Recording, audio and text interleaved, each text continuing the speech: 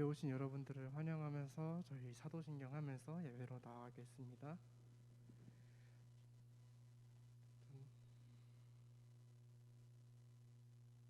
나는 전능하신 아버지 하나님 천지의 창조주를 믿습니다.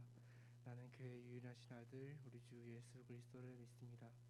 그는 성령으로 잉태되어 동정녀 마리아에게 순하시고 본디오 빌라도에게 고난을 받아 십자가에 못 박혀 죽으시고 장사된 지 사흘 만에 죽은 자 가운데서 다시 살아나셨으며 하늘에 오르시어 전능하신 아버지 하나님 우편에 앉아 계시다가 거기로부터 살아있는 자와 죽은 자를 심판하러 오시리라. 거기로부터 죽은 자를 나는 성령을 믿으며 거룩한 공교와 성도의 교제와 죄를 용서받는 것과 몸의 부활과 영생을 믿습니다.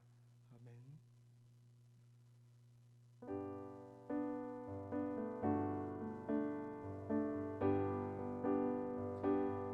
찬양 중에 눈을 들어 찬양 중에 눈을 들어 주를 보내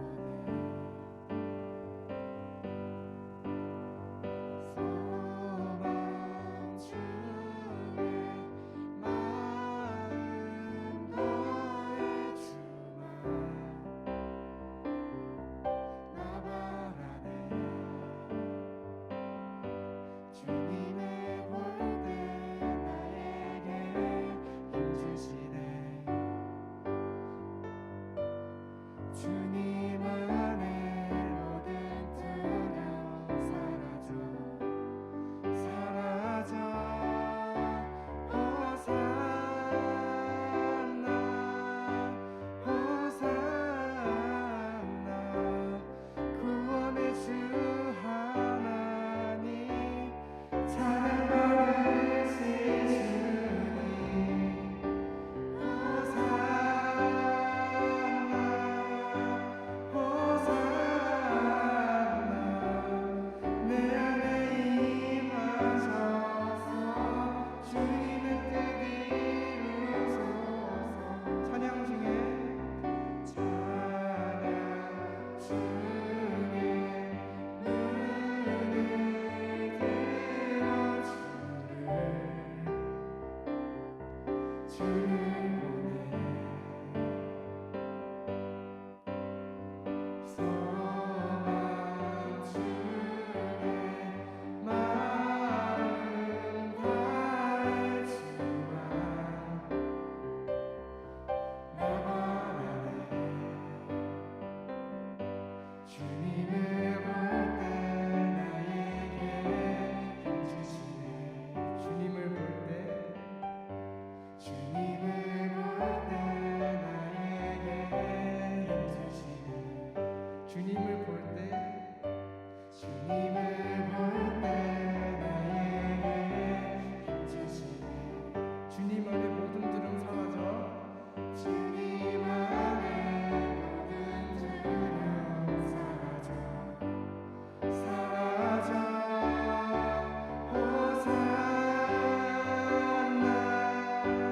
호산나 구원의 주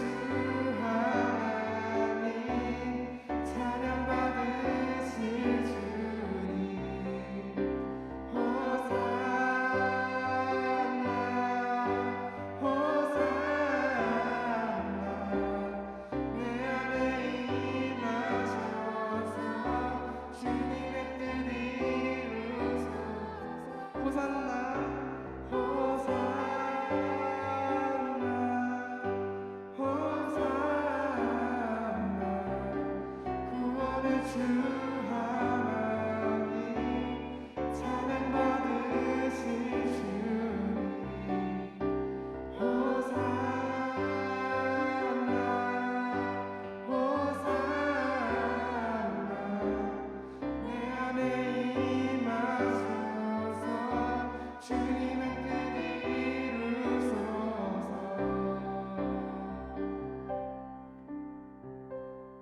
우리 잠시 기도드릴 때에는 우리가 예배로 나아갈 때 주님 한 분만을 바라보고 우리가 살아오면서 여러 겪었던 오직 주님 한 분만 바라볼 수 있는 예배가 될 수 있도록 우리 잠시 짤막하게 기도로 나아가겠습니다.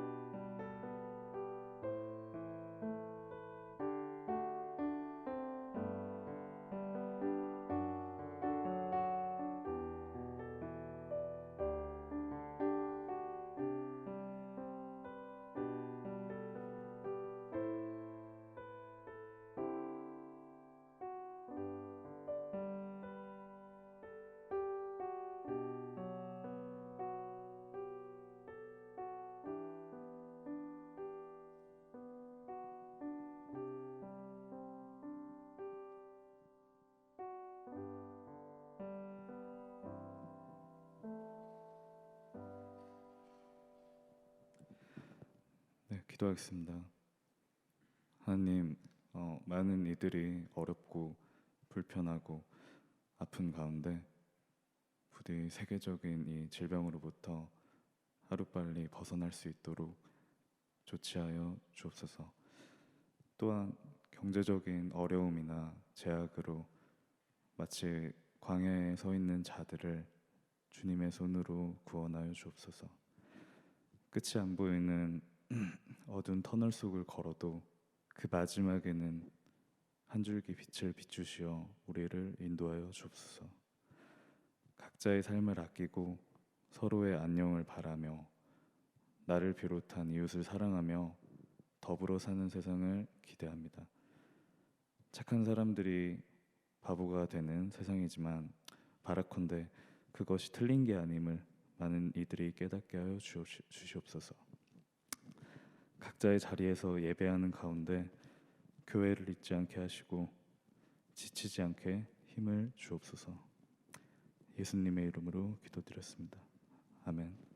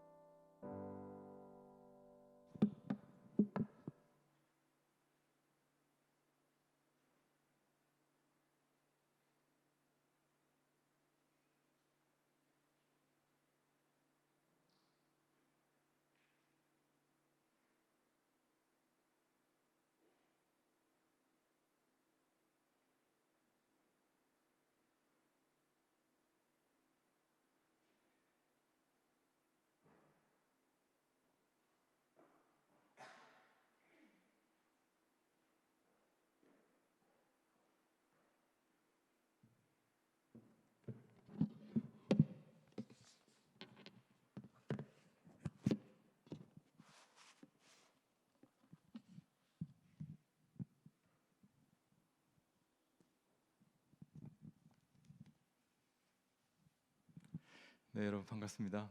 네, 이렇게 어려운 시절에 우리 공동체를 지켜가고 또 예배를 지켜가는 여러분들 축복하고 하나님께서 은총과 축복으로 평강으로 늘 여러분과 함께 하시기를 축원드립니다. 제가 예배당에 들어와서 되게 인상적이었던 게 여기 표 비슷한 게 적혀 있네요. 모든 것을 가지고 들어오라, 홀로 머무르라, 다른 사람이 되어나가라. 너무 멋진 말인데 원래부터 예배당에 항상 있던 표어인가요? 네, 아주 숙연하게 만들어주는 좋은 표어로 들어오자마자 은혜를 받았습니다. 네, 오늘 저한테 주어져 있는 시간이 한 50분에서 1시간 정도 되는 것으로 들었는데 그 전반부는 좀 신학적인 이야기를 전하고 또 후반부 남은 시간에 좀 실제적인 이야기를 여러분들과 나누는 시간으로 하도록 하겠습니다. 네, 요즘 날씨가 참 좋죠. 제서교회를 잠깐 드리자면 저는 가까운 곳에 살고 있습니다. 서울여대 근처에 살고 있고요. 또 서울여대 안에 있는 대학교에서 여러분들과 같은 청년들과 더불어 지도 목사를 한동안 했었고, 네, 지금은 한남대학에서 학생들을 가르치고 있습니다. 네, 여러분 요즘 날씨가 참 좋죠. 네, 봄 햇살이 참 따사롭습니다. 네, 여러분 이렇게 날씨가 좋은 날, 햇살이 따사로운 날, 여러분들 어떤 생각을 하십니까? 우리 예수님은 하늘에서 이렇게 따뜻한 햇살이 내리쬐는 날에 이런 생각을 하셨던 것 같습니다. 아마 하늘을 우러러보시면서 이런 기도를 올리셨던 것 같습니다. 아버지는 악한 사람에게나 선한 사람에게나 똑같이 해를 떠오르게 해주시는 분, 똑같이 따뜻한 햇살을 내려주시는 분, 아버지는 온 세상의 아버지 하나님이십니다. 또 얼마 전에는 봄비도 좀 꽤 내렸죠. 네, 여러분들은 비가 올 때면 그 내리는 비를 보면서 또 어떤 생각을 하십니까? 우리 예수님은 그 내리는 비를 볼 때면 이런 생각을 하셨던 것 같습니다. 아버지는 의로운 사람에게나 불의한 사람에게나 똑같이 비를 내려주시는 분, 온 세상의 아버지 하나님이십니다. 네, 마태복음 5장 44절, 45절 말씀을 제가 한번 새번역 성경으로 읽어드리려고 합니다. 나는 너희에게 말한다. 너희 원수를 사랑하고 너희를 박해하는 사람을 위하여 기도하여라. 그래야만 너희가 하늘에 계신 너희 아버지의 자녀가 될 것이다.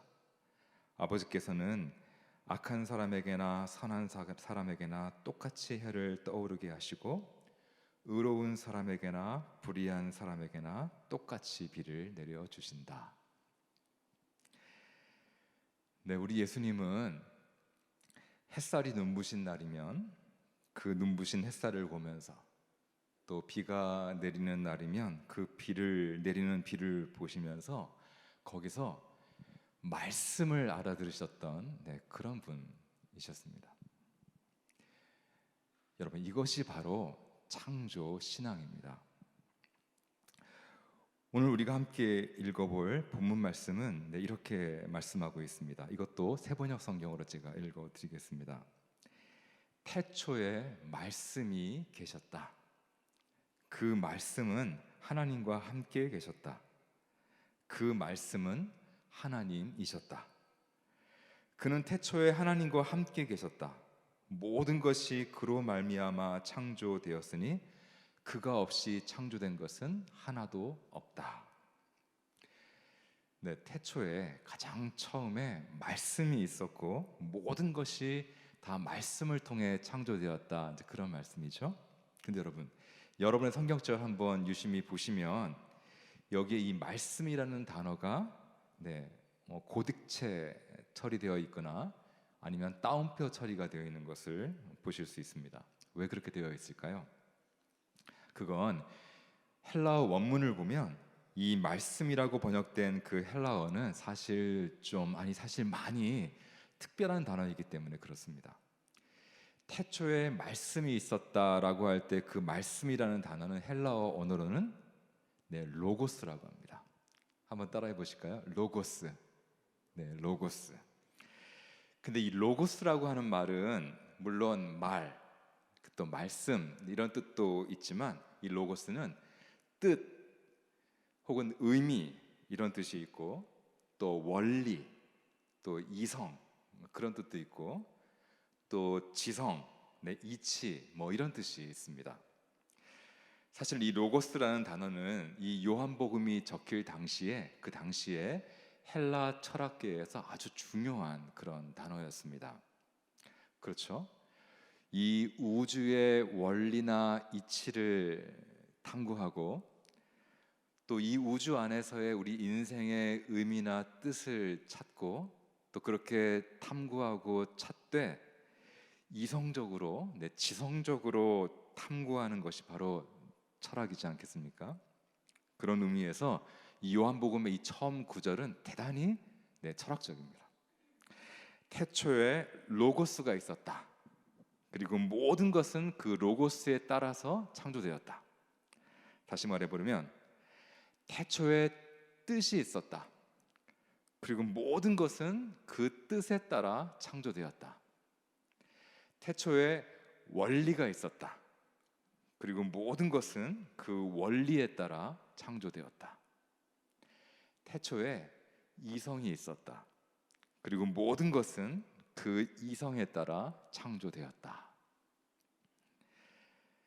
우리나라에서 개신교 선교사가 아직 한국에 들어오기 전이었던 1882년에 만주에서 최초로 번역된 요한복음서가 있습니다. 예수 성교 요한복음 전서 이렇게 되어 있는 책인데, 이 요한복음서를 보면 요한복음 1장 1절이 어떻게 번역되어 있는지 아십니까? 이렇게 되어 있습니다. 태초에 도가 있었나니라. 이렇게 되어 있습니다. 태초에 도가 있었나니라. 헬라 철학에서 말하는 그 로고스에 해당하는 것을 굳이 우리 동양 철학에서 찾아본다면 바로 도라는 그런 생각이 있는 거죠. 태초에 도가 있었다. 그리고 모든 것이 그 도에 따라 창조되었다. 근데 여러분, 여기서 말하는 그 도란 그렇다면 무엇입니까? 예수님을 만나면 우리가 이 도에 대해서 알게 된다는 것이 바로 우리 기독교 신앙입니다. 왜 그렇습니까?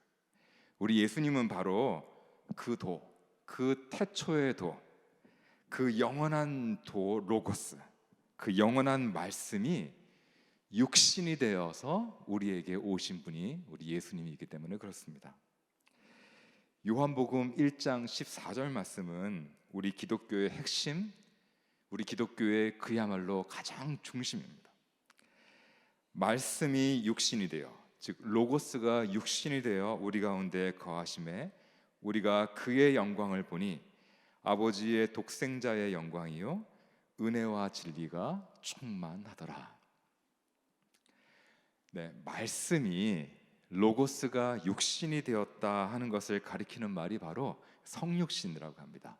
될 성자를 써서 성육신 이렇게 이야기합니다. 우리 예수님은 말씀, 하나님의 말씀이 육신이 되어 우리에게 오신 분이시죠. 그래서요, 예수님을 만난다는 것, 정말 만난다는 것은, 예수님을 만났다는 것이 뭐냐? 예수님에게서 하나님의 말씀을 알아듣는 사람이 되었다, 그 뜻입니다. 예수님의 삶에서, 또 예수님의 가르침, 예수님의 죽음, 또 예수님의 부활에서 태초의 그 말씀, 온 세상을 있게 만들어 주었고 또 지금도 있게 만들어 주고 있는 그 창조의 말씀을 내가 알아듣는 사람이 되었다 하는 것이 바로 예수님을 믿는다는 말의 의미입니다. 그렇다면 여러분, 그 말씀이 무엇인가요? 태초의 말씀, 태초부터 있던 말씀, 온 세상을 있게 만들어 주고 지금도 있게 만들어 주고 있는 그 창조의 말씀, 그 말씀이란 구체적으로 무엇일까요? 그 말씀을 한마디로 저는 이렇게 말하기를 좋아합니다. 그 태초의 말씀이란 한마디로 I love you, 바로 이 말씀입니다. 내가 너를 사랑한다. 여러분, 태초에, 좀 철학적이죠? 태초에 말씀이 있었다는 것을 아십니까? 우리가 흔히 상상하기로 태초에, 가장 최초에는 어떤 정적만이, 죽음 같은 정적만이 흐르고 있었다. 그러다가 빅뱅이 일어나고 뭐 이렇게 상상하기 쉽죠. 왜냐하면 태초에는, 가장 처음에는 아무것도 없었을 테니까. 아무것도 없고 오직 신만, 조물주만, 어떤 절대자가 홀로 존재하고 있었을 테니까 그런 것이죠. 그런데 그렇지 않습니다. 태초에 말씀이 있었습니다. 내가 너를 사랑한다 하는 그런 말씀이 있었습니다. 태초부터 나가 있었고요, 아이가 있었고, 태초부터 유가 있었고, 그리고 그런 나와 너 사이에 러브, 사랑이 있었습니다. 바로 이 사실을 말해주는 것이 여러분, 기독교 신학에서 그 어렵다는, 신비하다는 삼위일체의 교리입니다. 삼위일체 교리는 태초에 어떤 고독한 절대자가, 조물주가, 신이 홀로 있었다는 것이 아닙니다. 자기밖에 없고, 자기밖에 모르고, 자기밖에 사랑할 줄을 모르는 어떤 신이 고독하게 있었던 것이 아닙니다. 태초에 사랑이 있었습니다.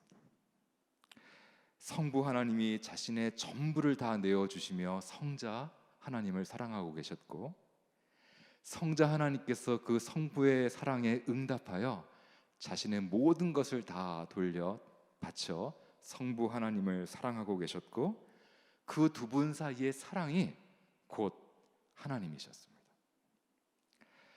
그 사랑의 관계, 그 사랑의 나눔, 그 사랑의 신비가 곧 하나님이셨습니다. 그러한 사랑의 신비로부터 이 모든 것이 시작된 것입니다. 태초에 관계가 있었습니다. 사랑이 있었습니다. 성부께서 성자를 향해 I love you 말씀하시는 사랑, 성자가 성부를 향해 I love you 말씀하시는 사랑, 그런 사랑의 말씀이 있었습니다.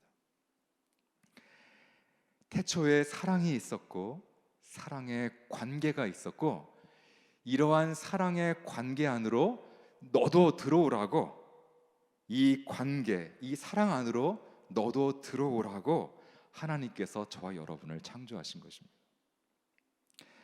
하나님께서 그래서 우리를 너라고 부르실 수 있는 존재, 다시 말해 하나님의 형상대로 지음받은 존재, 하나님처럼 나, I, 나는이라고 말할 수 있는 그런 존재로 우리 인간을, 저와 여러분을 창조하신 것이죠. 여러분, 왜 우리에게 나가 있을까요? 인간에게는 I, 왜 셀프가 있을까요? 왜 내가 있습니까? I love you를 말할 수 있기 위해서입니다.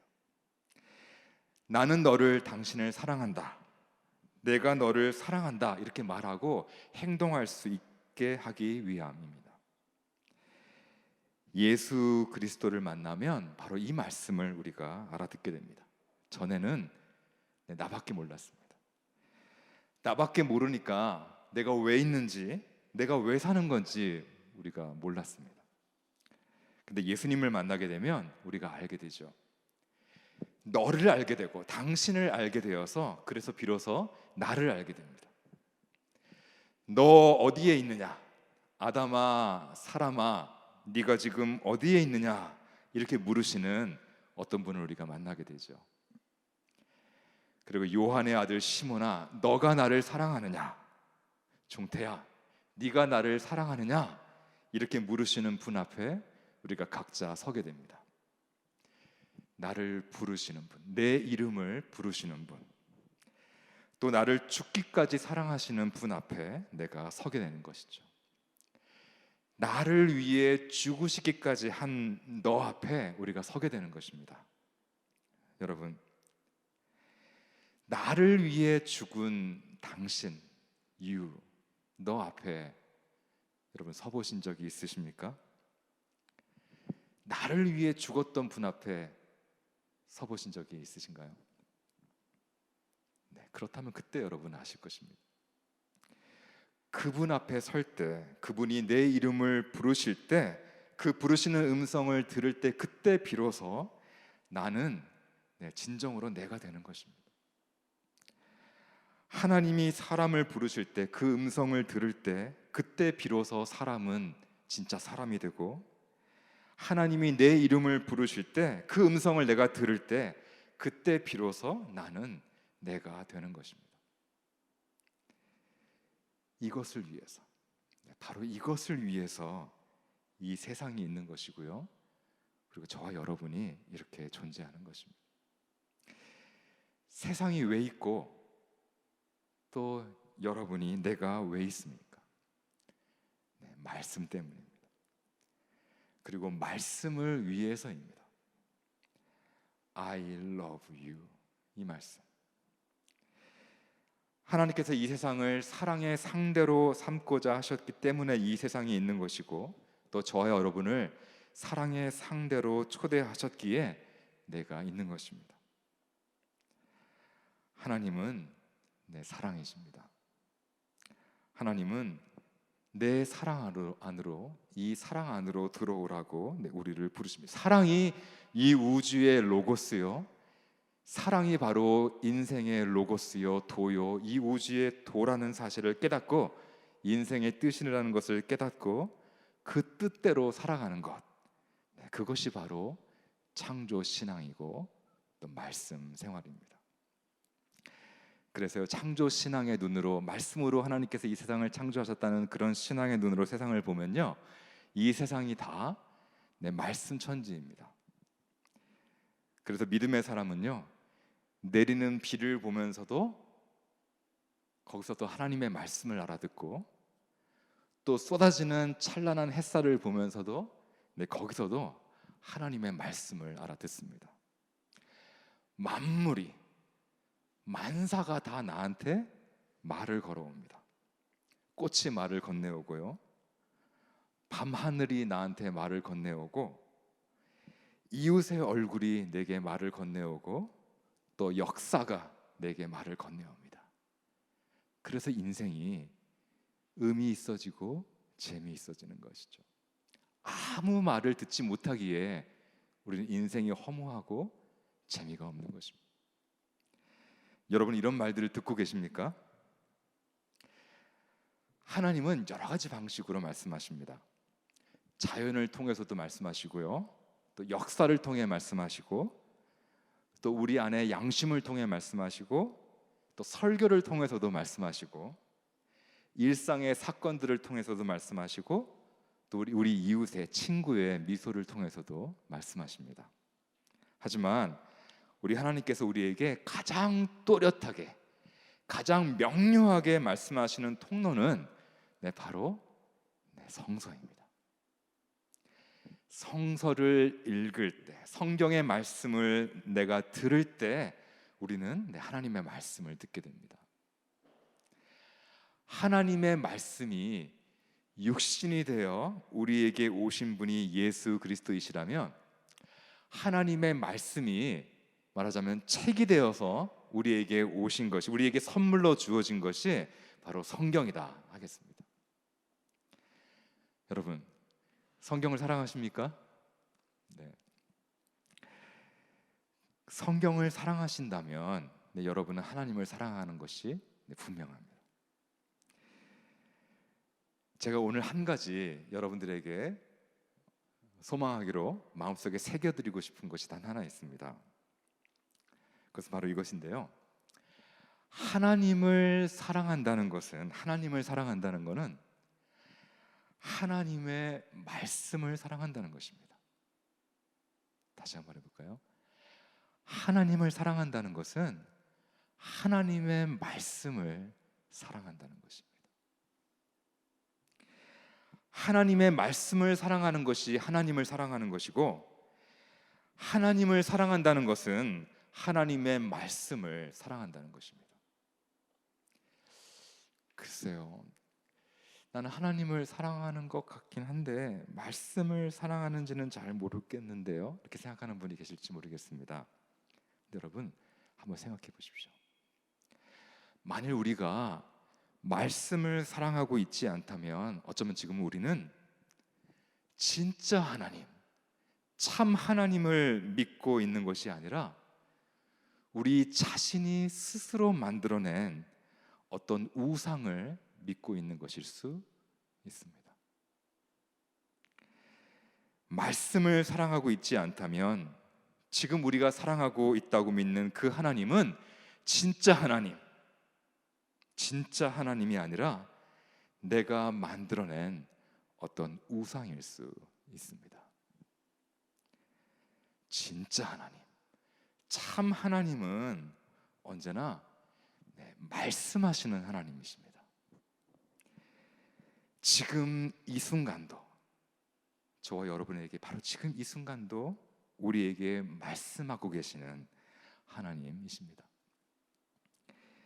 이 하나님의 말씀을 듣게 되는 것이 바로 하나님을 만난다는 것입니다. 내게 깨우침을 주시고 또 위로를 주시는 말씀, 내게 때로 영감을 주시고 때로 도전을 주시는 그런 말씀, 나를 멈춰 세우시기도 하고 또 나를 달려가게 만들어 주시는 그런 말씀, 나를 때로 엎드러지게 만들기도 하시고 또 나를 일으켜 세워주시는 그런 말씀을 만나는 것이 하나님을 만난다는 것입니다. 말씀을 만나는 것이 하나님을 만나는 것이고, 말씀을 사랑하는 것이 하나님을 사랑하는 것입니다. 말씀을 사랑했던 한 신앙 시인의 노래를 함께 묵상해 보려고 하는데요, 우리 모두가 애송하는 시편 1편입니다. 우리 한번 조른도 쫓을 겸 한번 찾아보겠습니다. 시편 1편, 우리 개역 성경으로 찾아서 함께 한 절씩 교독할 텐데요, 제가 1절을 읽고 여러분들 2절을 읽어주시기 바랍니다. 1절입니다. 복 있는 사람은 악인들의 꾀를 따르지 아니하며 죄인들의 길에 서지 아니하며 오만한 자들의 자리에 앉지 아니하고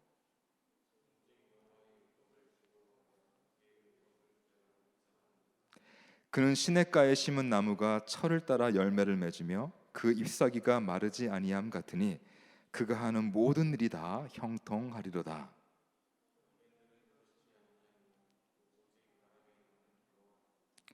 그러므로 악인들은 심판을 견디지 못하며 죄인들이 의인들의 모임에 들지 못하리로다.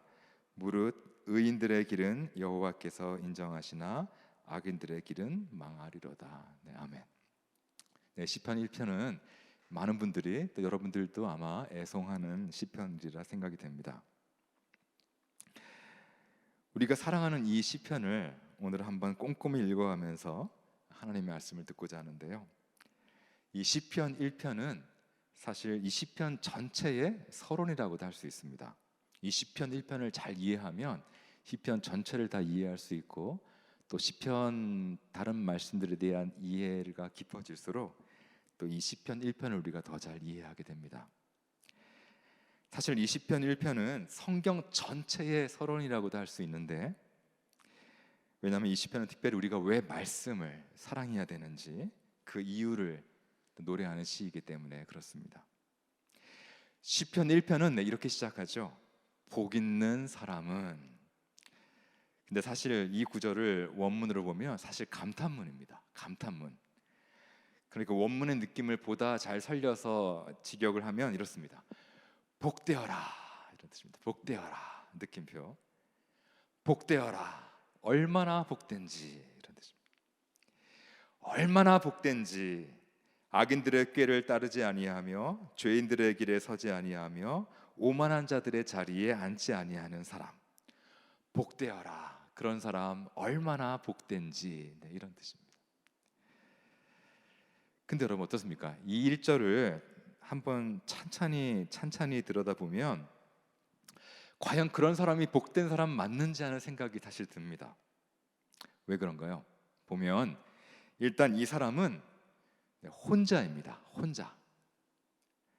다른 사람들, 그러니까 악인들, 죄인들, 또 오만한 이들은 어떻습니까? 다 무리지어 있습니다. 복수형입니다. 그래서 악인들, 또 죄인들, 네, 오만한 이들, 이렇게 복수, 무리들입니다. 근데 어떻습니까? 시편 1편이 노래한 복되다고 노래하는 그 사람은 네, 단수입니다. A man, a person. 그는 혼자입니다. 상상해 보면 무리 중에 네, 혼자인 것 같습니다. 악인들, 죄인들, 오만한 이들에게 둘러싸여서 그는 네, 혼자인 것 같습니다. 그를 둘러싸고 있는 그 무리들, 악인들, 죄인들, 오만한 이들에 대한 우리 1절 말씀의 묘사를 한번 천천히 살펴볼까 하는데요. 먼저 악인들. 네, 악인들에게는 뭐가 있습니까? 네, 꾀가 있습니다. 그리고 죄인들. 죄인들은 어떤 길을 가고 있습니다. 죄인들의 길. 어디론가를 부지런하게 지금 가고 있는 중입니다. 그리고 오만한 자들. 네, 오만한 자들은 지금 어떤 자리에 이렇게 앉아 있습니다. 이 세 가지, 꾀, 또 길, 그리고 자리, 이 셋은 인간의 죄가 진행되는 어떤 점진적인 과정을 보여주는 것과 같습니다. 먼저 죄는 네, 우리 마음속 꾀에서 시작합니다. 죄인은 사람들은 네, 꾀가 많죠. 그리고 그 꾀는 네, 길이 됩니다. 우리가 세상을 살고 인생을 사는 길이 되죠. 우리는 그 길 외에는 다른 길이 없다는 식으로 세상을 살아갑니다. 다 그런 거지 뭐, 다 이렇게 살아가는 거지 뭐 하고 네, 살아가죠. 그 길을 걷습니다. 그러면 그 길은 우리를 어떤 자리에다가 앉힙니다. 꾀를 내어, 그런데 그렇게 우리가 꾀를 내어 살다 보면 앉게 되는 그런 자리에 앉게 될 때 우리가 하는 일이 있습니다. 하게 되는 일이 있습니다. 그게 뭔지 아십니까? 바로 조롱입니다. 조롱하는 것입니다. 오만한 자들의 자리라고 할 때 여기서 오만한 자들이라는 말은 문자 그대로 직역하면 조롱하는 자들, 그런 뜻입니다. 오만한 자들이란 어떤 자리에 앉아서 조롱하는 이들, 자기와 같은 자리에 앉아 있지 못한 이들을 조롱하는 그런 사람들입니다. 여러분, 그들이 앉아 있는 자리란 어떤 자리입니까? 네, 바로 편한 자리, 또 높은 자리일 것입니다. 그런 편한 자리, 높은 자리에 앉으려고 그렇게 꾀를 낸 것이죠. 꾀를 내어 살다가 마침내 앉게 되는 그 자리에 앉아서 그들은 조롱합니다. 조롱을 일삼습니다. 자기처럼 편한 자리, 높은 자리, 근사한 자리에 앉아 있지 못한 이들을 조롱하죠. 꾀가 없다고, 미련하다고, 성공하는 길을 모른다고, 세상 사는 법을 모른다고 조롱합니다. 시편 1편이 복된 사람이로다 하고 노래하는 그 사람은 바로 이런 사람들에게 둘러싸여 있는 사람입니다. 꾀가 많은 악인들, 세상의 길을 활보하는 죄인들, 조롱하는 오만한 이들, 그런 이들에게 둘러싸여 살아가는 그를 시편 1편은 복된 사람이라고 부릅니다. 왜 그렇습니까? 그것은 바로 그는 여호와의 율법을 즐거워하는 이이기 때문에 그렇습니다. 여호와의 율법을 즐거워하여 그의 율법을 주야로 묵상하는 사람이기 때문에 그렇다는 것입니다. 여호와의 율법을 즐거워한다는 말은 다시 말해 하나님의 말씀을 사랑한다, 그 말이죠. 하나님의 말씀을 사랑해서 하나님의 말씀을 밤낮 생각하면서 읊조린다, 그런 뜻입니다. 그의 율법을 주야로 묵상한다라고 할 때 이 묵상이란 단어는 정확히 말하면 읊조린다 그런 뜻입니다. 우리가 입으로 중얼중얼 이렇게 읊조리는 거. 말씀을 듣고 읽고 생각하고 독성하고 애송한다 그런 뜻입니다. 어떻습니까, 여러분? 여러분은 말씀을 애송하는 사람들이십니까? 하나님을 정말 만난 사람, 하나님을 정말 사랑하는 사람은 말씀을 사랑합니다. 하나님께서는 성경 말씀을 통해 말씀하시기 때문이죠.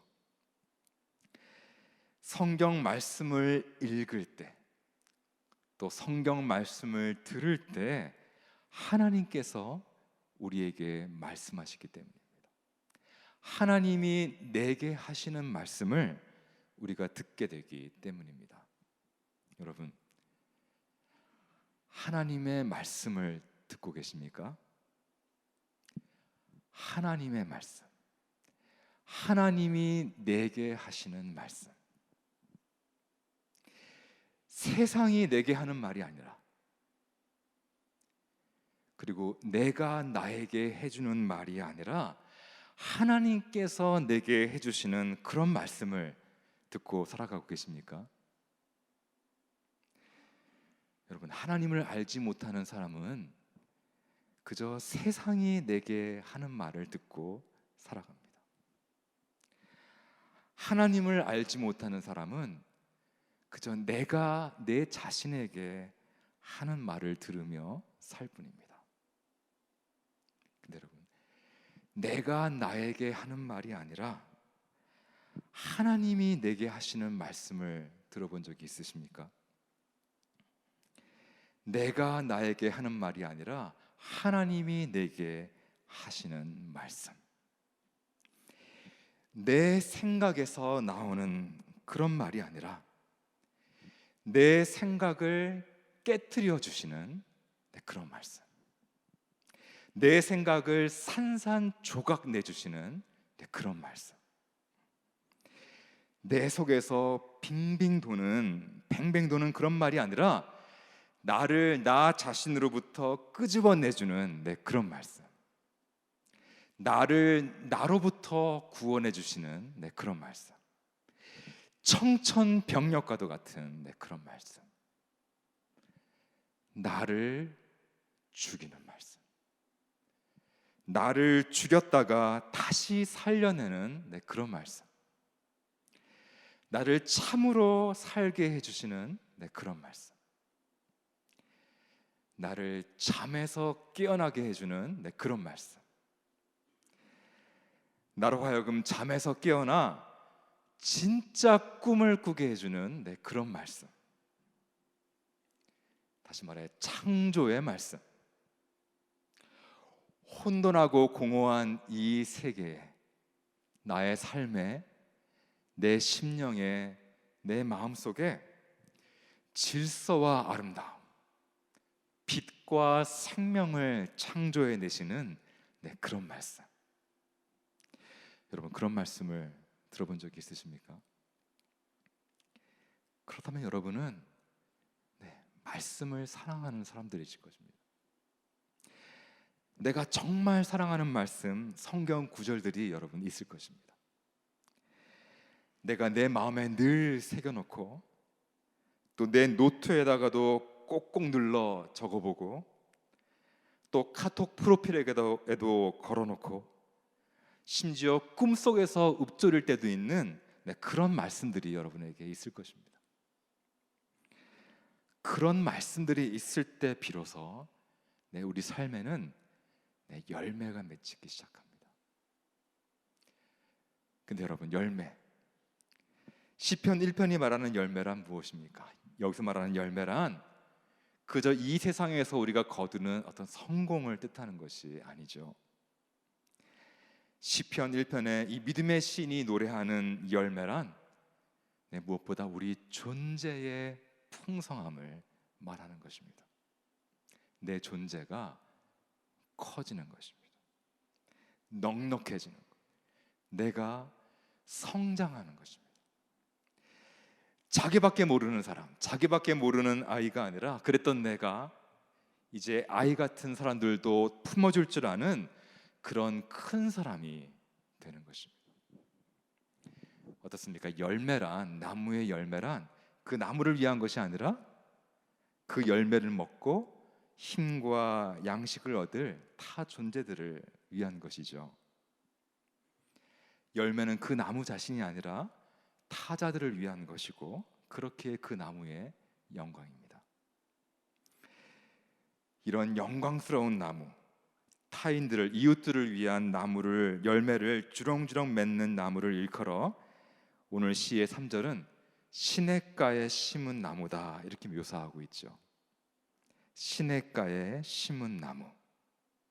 이 구절도 그리고 원문을 좀 더 정확하게 문자적으로 번역하면 물가에, 시냇가에 심겨진 그런 나무다, 그런 뜻입니다. 옮겨 심은 그런 나무.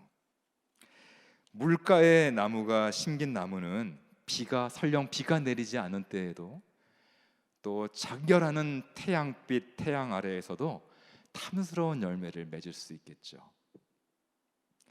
그렇습니다. 하나님의 말씀을 정말 사랑해서 밤낮으로 이 말씀을 읊조리며 사는 사람들은, 사람들이 다 죽겠다고 얘기하는 그런 시절에도 그런 이들은 살아 있습니다.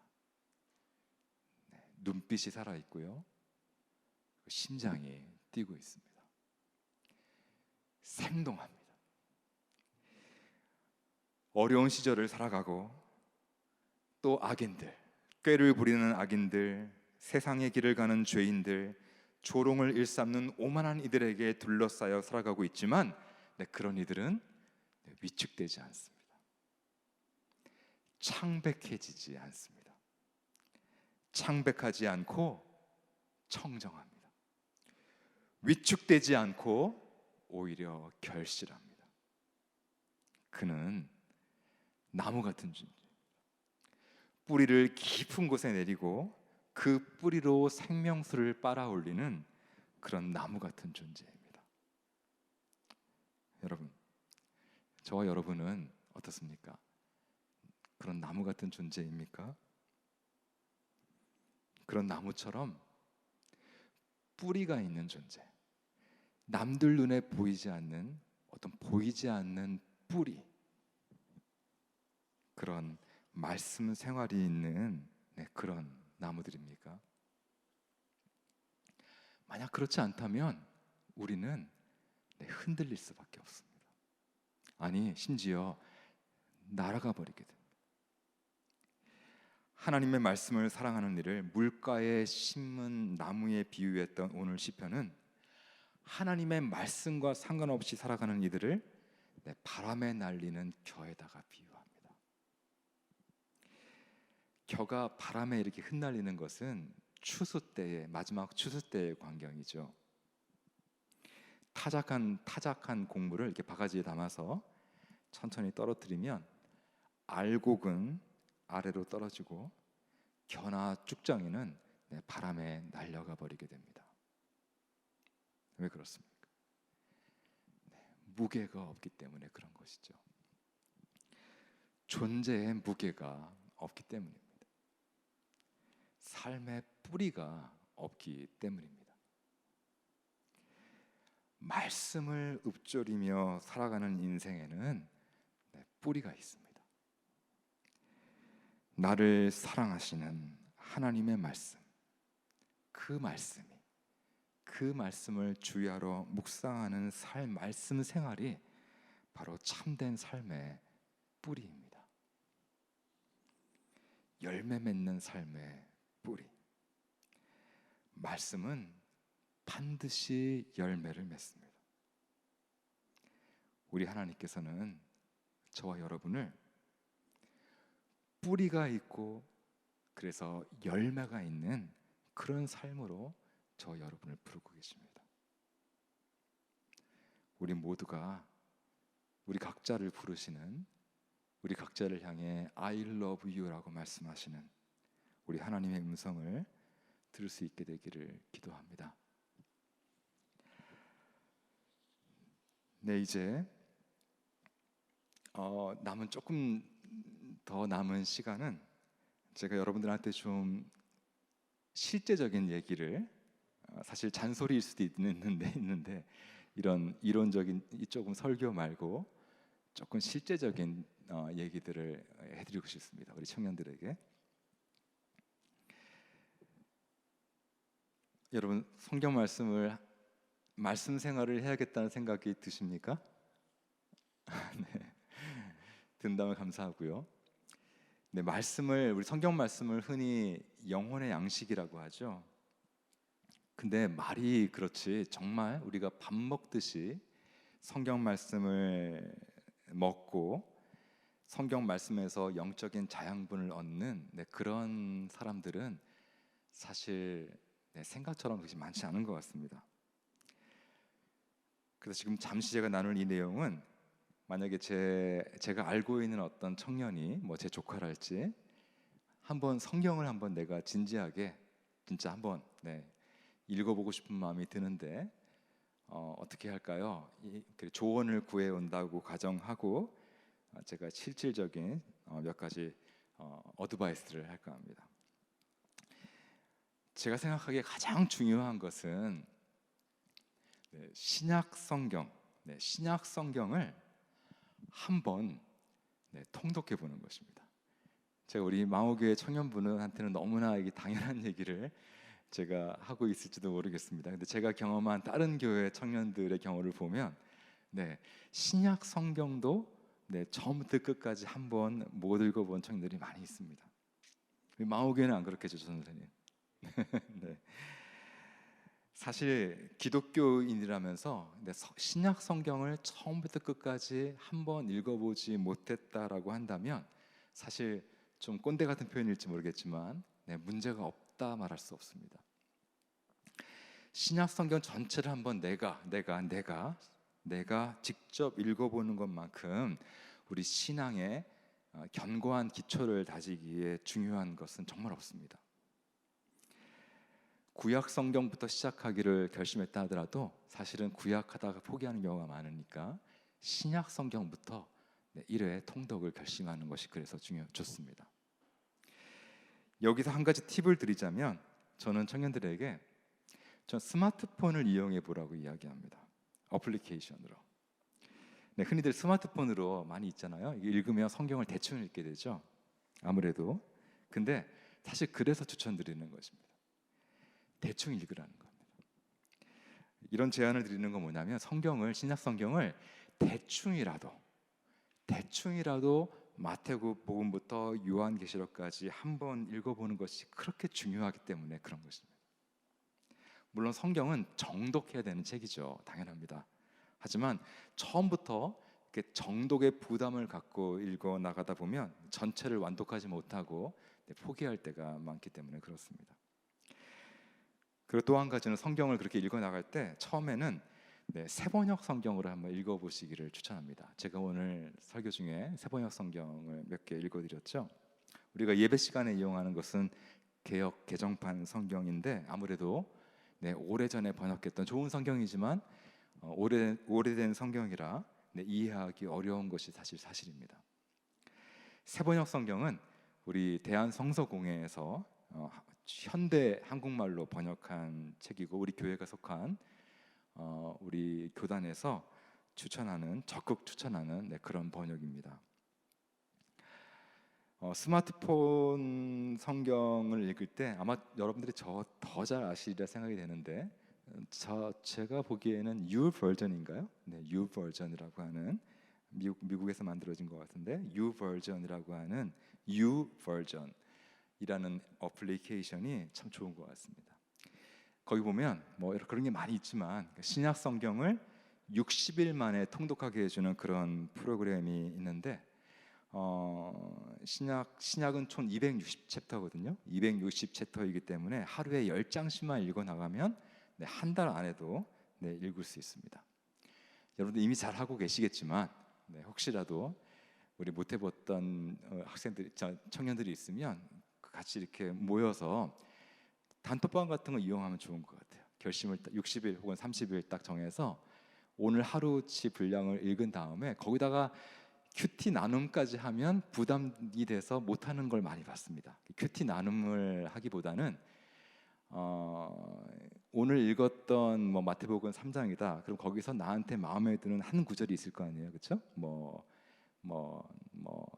사람이 떡으로만 살 것이 아니요. 뭐 그런 구절이랄지 그런 구절 짤막한 구절을 이렇게 단톡방에 올리는 것으로 이제 체크하는 겁니다. 출석 체크. 거기서 뭐 나눔까지 하면 오히려 더 부담스러울 수 있으니까 그렇게 같이 읽어나가 결심하는 청년들끼리 단톡방을 묶어서 매일매일 같은 장을 읽어나가는데 각자 느낌이 왔던 단어 하나, 구절 하나를 올리면서 이렇게 체크 서로 간에 체크 격려하면서 읽어나가면 어떨까 하는 생각이 듭니다.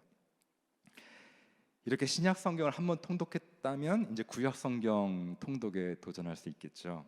이것도 한 번도 안 해본 청년이라면 스마트폰 앱으로 대략이라도 읽어보기를 권합니다. 성경 전체의 숲을 보는 것이 사실은 더 중요한데요. 제가 한 가지 얇은 책 하나를 소개해드리자면 성경 한 걸음, 정말 뭐 30분 내에 다 읽을 수 있는 소책자인데 레슬리 뉴비긴이라고 하는 선교사님이 적은 성경 한 걸음이라는 얇은 책이 있는데 그 책을 한번 추천드립니다. 그리고 특별히 구약 성경을 읽을 때 너무 좀 재미가 없다 싶으시면 제가 번역자로 참여했던 성경이 메시지 성경이라고 있습니다. 여러분 메시지 성경 아시나요? 네, 유진 피터슨의 메시지 성경이라고 있는데 제가 번역자의 한 사람으로 참여했습니다. 메시지 성경 신약보다도 구약 이 스토리를 메시지 성경으로 읽어보면 뭐 표현이 좀 그렇습니다만 그 소설처럼 그러니까 술술 읽힌다는 거예요. 뭔가 이렇게 맥이 끊기지 않고 술술술술 읽어나갈 수 있는 그런 번역이라서 제가 추천드립니다. 그리고 또 한 가지는 여러분들 중에 혹시 외국어를 공부하는 청년들이 있으면 영어나 뭐 불어나 뭐 일본어 한번 외국어 성경으로 성경을 읽어보는 것도 굉장히 좋습니다. 유익합니다. 꼭 영어 공부를 위해서가 아니라 외국어로 성경을 읽어보면 가장 좋은 장점이 성경을 천천히 읽게 되는 거예요. 그렇죠? 아무래도 외국어니까. 근데 성경은 사실 이렇게 처음엔 대충 읽어야 되지만 한번 통독할 때는 하지만 묵상을 위해서는 천천히 읽어 나가는 게 좋습니다. 한 단어, 전치사 하나, 단어 하나 또 마음에 새기면서 그렇게 하기에 이제 외국어 성경이 좋은 거죠. 그리고 오늘 이제 맨 마지막 얘기로 이제 마무리할까 하는데요. 지금까지 제가 여러분들한테 했던 뭐 이런 메시지나 또 조언, 팁 같은 것들을 다 잊으셔도 좋은데 이거 한 가지는 여러분들이 좀 딱 자기 것으로 삼을 수 있으면 좋겠습니다. 지금 제가 얘기해 드리는 거. 사실 우리가 신앙생활, 말씀 생활이 있어서 가장 중요한 것은 매일매일 조금이라도, 정말 조금이라도 매일매일 시편이나 아니면 신약성경 혹은 둘 다 시편이나 신약성경을 매일매일 조금이라도 읽고 묵상하는 습관처럼 여러분들의 영적인 생활, 신앙생활에 중요한 것은 정말 없습니다. 근데 그렇다면 어떻게 하면 우리가 이 시편이나 이 신약성경을 매일 꾸준히 읽어나갈 수 있을까? 한 가지 제가 팁을 드리자면 성경을 가지고 기도하는 어떤 기도하는 법을 익히면 성경 읽기가 그렇게 힘들지 않고 유익합니다. 한번 마지막으로 우리 시편 23편을 한번 찾아봤으면 우리가 잘 알고 있는 말씀이죠. 시편 23편 여호와는 나의 목자시니 이 구절을 제가 한번 1, 2, 3절만 읽어볼게요.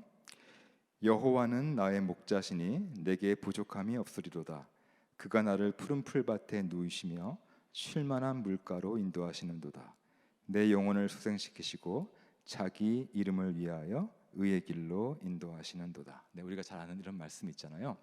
그러니까 시편이나 신약 성경을 읽어 나갈 때 성경 공부하고 내가 기도하기 위해서 성경을 읽는 건 좀 다릅니다. 성경 공부는 우리가 이제 바이블 스터디 여러분들이 교회에서 하시는 것처럼 뭐 뜻을 파악하고 어떤 맥락을 보고 뭐 그런 거죠. 교훈을 찾아내고 근데 그런 것도 필요해. 하지만 매일매일 내가 기도하기 위해서 성경을 읽을 때는 꼭 그럴 필요 없습니다.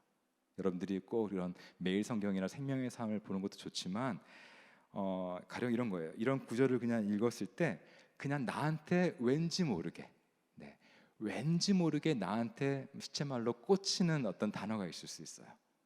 어떤 날은 이제 목자라는 단어가 꽂혔어요. 왠지 모르게, 왠지 몰라요. 그러면 그 목자라는 그 단어 가지고 짧게 하나님께 기도하는 겁니다. 그 목자라는 단어 하나만 가지고도요, 우리가 기도의 모든 것을 다 할 수 있어요. 나의 목자가 되신 하나님께 감사합니다. 찬양할 수 있죠. 또 지금까지 내 삶에서 목자가 되어주신 하나님께 감사할 수 있죠. 그리고 내 영혼에 우리 교회의 또 리더들, 청년부의 리더들이 일종의 작은 목자들이잖아요. 또 전도사님을 위해서 우리 교회의 공동체의 목자가 되신 우리 리더들과 또 이런 교역자들을 위해서 기도할 수가 있고, 이렇게 여러분들 그쵸, 그렇게 누군가를 위해서 기도할 수 있어요. 누가 그런 목자 역할을 잘 하게 해달라고. 그리고 만약에 어떤 날은 2절에 누이시며라는 구절이 왠지 모르게 그냥 마음이 와닿았어요. 그러면 그냥 이걸 가지고도 하나님께 솔직하게, 하나님, 제가 요즘 많이 정말 힘듭니다. 하나님 앞에서 이렇게 푹 정말 눕고 싶습니다. 누워 자고 싶습니다. 이렇게 하나님께 마치 어린아이 같은 그런 기도를 드려도 괜찮습니다. 그러니까 성경에 나한테 주어주는 그 구절 하나, 또 내 영혼을 소생시키시고, 이 구절이 마음에 와닿았으면 하나님, 지금까지 내 영혼을 소생시켜 주신 하나님 감사 찬양을 드리고, 제가 지난 주일날 보니까 우리 어떤 오빠가, 어떤 동생이 얼굴이 안 좋아 보이던데 무슨 일이 있는지 모르는데 그 영혼을 소생시켜 주시기를 기도합니다. 이렇게 기도할 수 있잖아요. 그러니까 사실 우리가 기도하는 주제들은 늘 일정합니다. 하나님께 감사하고 찬양하고, 또 하나님께 내가 맡겨주신 우리 공동체와 이웃을 위해서 중보하고, 사실 기도는 주제는 다 정해져 있잖아요. 하지만 맨날 똑같은 언어로 기도하기 때문에 기도 생활이 별로 재미가 없고 진전이 없어요. 하지만 성경 말씀을 읽고 그 구절에서 왠지 나한테 울림을 주는 그 단어를 가지고 내가 찬양과 감사, 또 중보, 이런 모든 회개, 이런 모든 기도를 한번 내가 이럴 때는 약간 생각도 해야겠죠, 그렇죠? 뭔가 만들어내야 되는 거니까. 이렇게 하다 보면 기도도 좀 약간 표현이 그렇습니다. 재미있고, 또 성경을 읽을 동기가 좀 분명해집니다. 그러니까 여러분들이 성경 말씀을 사실 이해하기 어려울 수 있어요. 그러니까 전도사님 같은 교역자가 필요한 거죠. 그 뜻을 정확하게 해서. 근데 매일매일 묵상을 위해 있는 성경은 내가 그 말씀을 꼭 정확하게 해석해야 된다, 이런 생각은, 부담은 없어도 괜찮아요. 기도하기 위해서 성경을 읽는 거예요. 근데 여러분, 이렇게 내 안에 오늘 아침에 내가 목자를 가지고 기도했잖아요. 또 내가 오늘 아침에 어떤 단어를 떠올렸나 낮에 한번 떠올려보고, 또 잠들기 전에 내가 아침에 어떤 단어를 내가 나한테 꽂혔더라, 어떻게 기도했더라 한번 떠올려보는 거예요. 그러면은 여러분, 이 성경 구절이 확실하게 내게 됩니다. 내 안에 이렇게 일종의 무기처럼 장착이 돼요. 그래서 제가 보기에는요, 여러분들이 왜 성경을 읽어야 되느냐, 제가 얘기했지만 성경은 여러분들이 아무리 좋은 설교 말씀을 듣고 은혜를 받고 좋은 책을 읽어도 그게 별 힘을 발휘하지 못할 때가 많아요. 그때는 좋은데 별로 지나가 버리면 도루묵입니다. 좀 표현이 그렇습니다만. 근데 진짜 내가 성장하는 건 뭐냐면요, 여러분들이 성경 말씀을 읽을 때 나름대로 깨달아지는 것이 있으면요, 그게 별거 아니라도 그 말씀을 통해, 그 깨달음을 통해서 하나님이 나를 바꾸어 가십니다. 아무리 좋은 말, 멋진 말을 들어도요, 그때뿐이에요. 하지만 내가 나름대로 성경을 읽고 별거 아니지만 내가 나름대로 뭔가 깨달은 것이 있으면요, 그것을 통해서 하나님께서 우리 삶을 이렇게 인도해 가시고 바꾸어 가십니다. 그래서 그런 구절들이 우리 안에 많이 쌓여져 있으면요, 하나님께서 우리의 삶을 이끌어 가시기가 수월해져요. 하나님이 우리를 삶을 인도해 가시고자 하는데요, 뭔가 이렇게 어떤 도구가 없어. 그럼 하나님이 좀 그렇습니다만 좀 세게 하실 때가 있어요. 큰 환난을 주신다거나 도전을 주신다거나 문제를 주신다. 그러면 엎드려 기도하게 되니까. 근데 우리 마음 안에 이런 하나님의 말씀이 많이 이렇게 있으면요, 하나님께서 그 말씀을 생각나게 하셔서, 어때는 영혼의 소생이라는 단어, 어쩔 때는 또 목자, 또 어쩔 때는 사망의 은침한 골짜기, 막대기, 이런 우리 안에 평상시에 우리 안에 울림을 통해서 내가 이렇게 성령이 장전되어 있는 그런 말씀을 많이 가지고 있으면요, 하나님께서 우리 삶 속에서 그때그때 필요한 구절들을 끄집어내 주세요. 지금 너한테, 저도 한때 굉장히 위기에 있었던 시절에, 어려운 어떤 중요한 결정의 시절에 예수님이 베드로에게 하셨던 말씀인데, 너도 가려느냐, 이런 말씀이 있어요. 그냥 갑자기 그냥 어느 순간 막 고민하던 중에 그냥 그 말씀이 그냥 떠올랐어요. 그냥 너도 가려느냐. 그러니까 그것으로 제 모든 고민이 해결이 됐어요. 그러니까 그 제 안 어딘가에 이렇게 있었던 거죠. 성경을 읽었을 때 너도 가려느냐, 이걸 제가 가지고 기도하고 이렇게 쌓아놨던 것이 있는데, 하나님께서 필요할 때 그 말씀을 제 속에서 끄집어내서 어떤 하나님의 뜻을 알려주시고 제 삶의 방향을 잡아주시더라고요. 그러니까 여러분들도 성경 말씀을 어떤 스터디한다고 생각하기보다는 이렇게 내 기도의 언어를 만들어 간다, 하나님께서 나를 움직이시려서 키들을 내가 마련해 간다, 이런 생각으로 제가 방금 소개해드린 이런 기도법을 가지고 성경을 묵상해 나가면 여러분들의 삶에 뿌리가 있는 삶을 살아가는데 유익하고 도움이 되지 않을까 생각을 합니다. 네, 이것으로 제 강의와 또 말씀은 마무리하도록 하고요. 제가 잠깐 기도하고 마치도록 하겠습니다.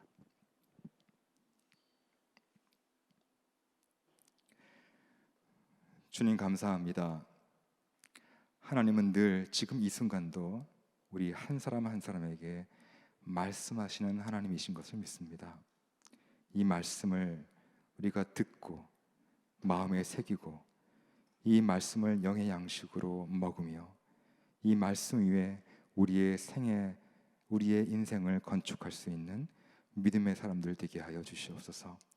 그래 우리의 인생이 뿌리가 있는 삶, 남들은 보지 못하지만 하나님은 보시는 보이지 않는 영적인 생활, 말씀 묵상 생활이 있는 삶이 되어 하나님 사랑하시는 이웃들, 공동체들, 이 세상을 살려줄 수 있는 풍성한 열매를 맺는 우리 각자의 삶이 될 수 있도록 하나님께서 함께해 주시옵소서. 무엇보다 이 망우교회 청년부 공동체가 서로 말씀 안에서 교제하며 말씀 안에서 서로 사귀며 하나님을 사랑하는 그런 공동체 되어갈 수 있도록 하나님께서 은총을 베풀어 주시옵소서. 감사드리오며 우리 주 예수 그리스도 이름으로 기도하옵나이다. 아멘.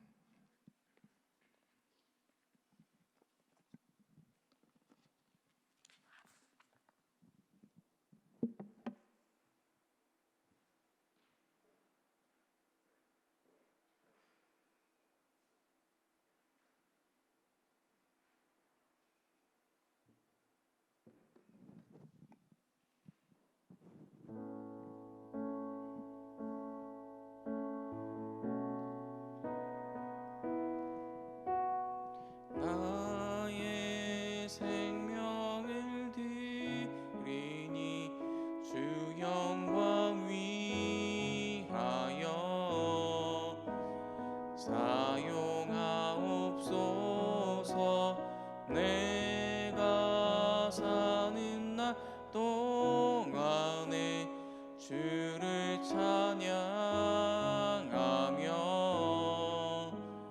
기쁨의 제물 되리.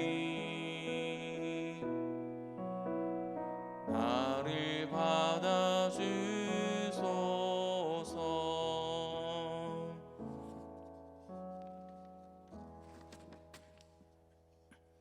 사랑과 은혜가 풍성하신 하나님 아버지, 이 시간 우리의 마음을 드리기를 원합니다.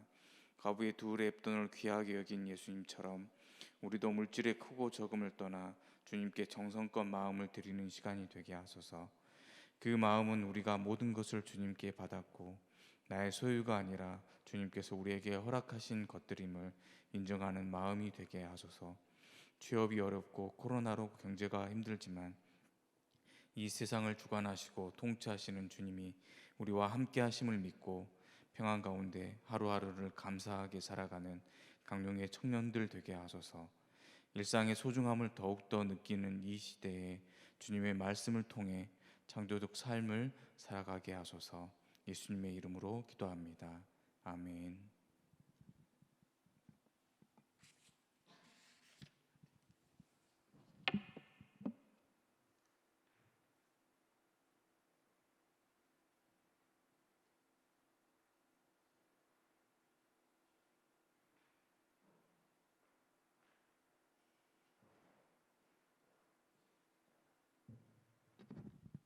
함께 기도드리겠습니다. 지금은 우리 주 예수 그리스도의 은혜와 아버지 하나님의 사랑과 성령의 교통하심이 태초의 그 창조의 말씀, 혼돈과 공허 가운데 빛과 생명을 창조해 내시는 그 말씀 안에서 하나님 기쁨과 평화를 만들어가는 창조의 삶을 살아가기를 기도하고 다짐하는 여기에 있는 망우 공동체 청년들 위해 한 사람 한 사람의 삶 위에 이제로부터 영원토록 함께하옵시기를 간절히 축원하옵나이다. 아멘.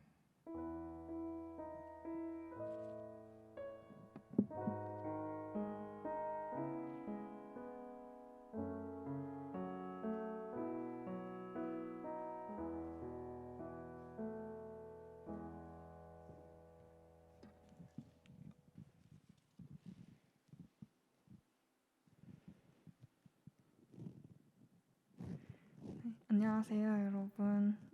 오늘도 강한 용사들 예배 오신 여러분들을 환영하고 축복합니다.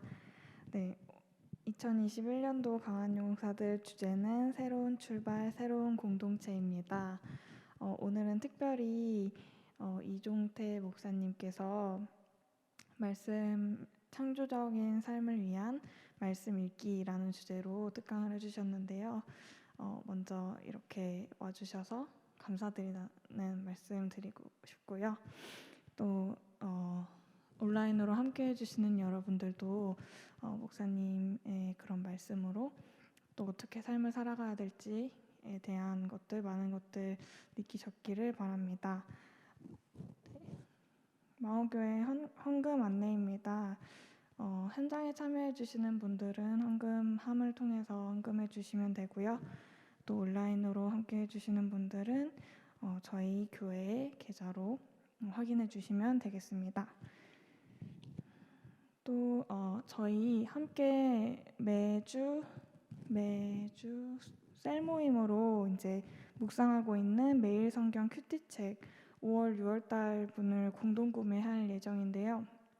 네, 같이 구매함으로써 좀 더 배송비나 또 가서 사야 되는 것들을 아낄 수 있으니까 필요하신 분들은 드림팀에게 말씀해 주시고요. 4월 25일까지 말씀해 주시면 됩니다. 오늘이죠? 네, 오늘까지 말씀해 주시고요. 필요하다면 언제든지 말씀해 주시고요. 또 교회 3부 예배 성가대를 모집합니다. 이것도 관심 있으신 분들은 드림팀 을 통해서 말씀해 주시면 되겠습니다. 네, 이렇게 광고를 마치겠습니다. 감사합니다.